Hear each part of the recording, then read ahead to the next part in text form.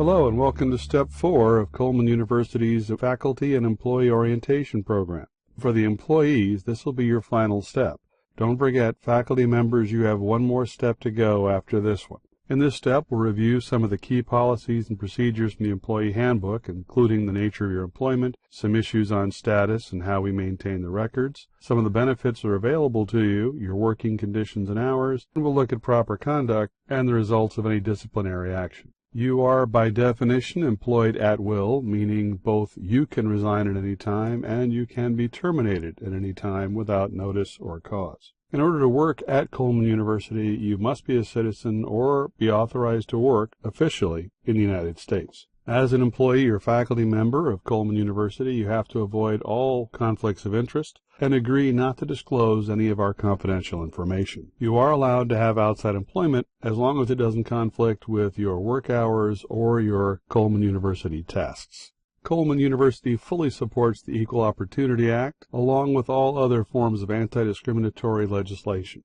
We will not tolerate discrimination within the university, and we will make every possible allowance we can for people with special needs, including such issues as pregnancy and lactation. This even goes so far as to attempt to promote from within the university. However, we do reserve the right to select the most qualified candidate, even if that means selecting somebody outside the university. In the event you find yourself in conflict with a fellow Coleman employee or even your supervisor, Coleman University asks that you first attempt informal resolution within 20 days of the occurrence of whatever caused the conflict. In the event you cannot resolve the conflict informally, you have the right to submit a formal complaint within 10 days after putting in your informal resolution. Finally, you have the right to submit a written appeal within 10 days after receiving the results of your formal complaint. As always, Coleman University seeks to resolve conflict at the lowest possible level.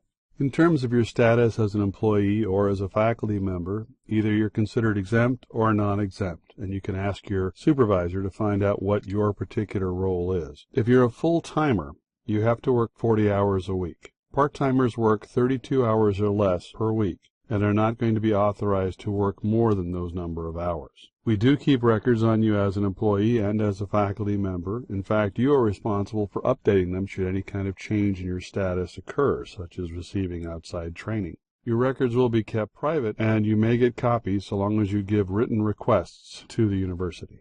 As you can see from the slide, there are all sorts of potential benefits available to employees and staff at Coleman University. We're not going to go through all of these benefits today, but you should be familiar with what is potentially available to you should you need it, including the family leave, pregnancy disability leave, the retirement plans, jury duty leave, bereavement leave, etc. If you have any questions about your benefits, you can either go to the wiki to look at the policies, the employee handbook to see in-depth information, or even better, go to the Human Resources Office and find out specifically what your benefits are in any of these given areas. In general, at the university, your working conditions will be those of an office or a classroom, fairly safe and stable. However, we do ask that you obey all safety rules and exercise caution at work, especially when climbing or reaching or working with any electricity. If you see any unsafe conditions, please immediately report it to management. If you are tasked with lifting something, say a box of paper or whatever, please use caution and, of course, lift with your legs, not your back. If at any time you are working at the university and an accident occurs to you, you fall or you are hurt in any way, immediately report those accidents to management in order to protect your rights as a worker of the state of California.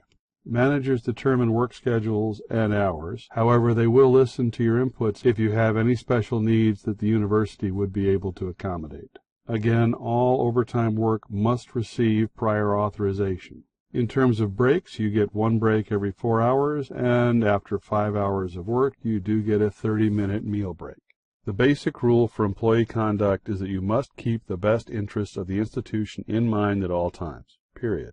Some of the more specific ways we do that is our non-fraternization policy, not only between faculty and students, but even within co-workers. It's fine to be friends, but if it moves beyond friends into romance, we have very specific policies as to how that is handled within the workplace. If you feel that you are affected by that, please carefully review the policy and speak to your supervisor.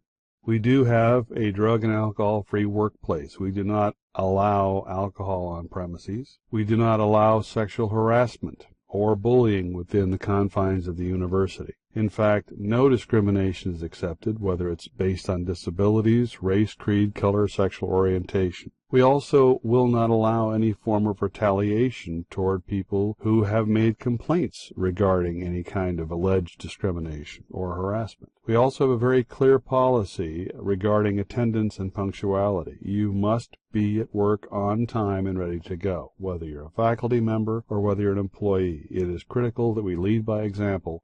As much as we dislike bringing this up, there are occasions where we do have to take disciplinary actions. Our overarching concept is that disciplinary procedures are corrective in nature, not punitive. We try to ensure fair treatment for all people. That's through prompt, uniform, and impartial action. Depending on the severity of the disciplinary infraction itself, the employee or faculty member may receive a verbal or written warning, suspension with or without pay, or, if severe enough, termination of employment. Please be aware that while you are at Coleman University and on the campus premises, the university does reserve the right to conduct security inspections of all material on university property.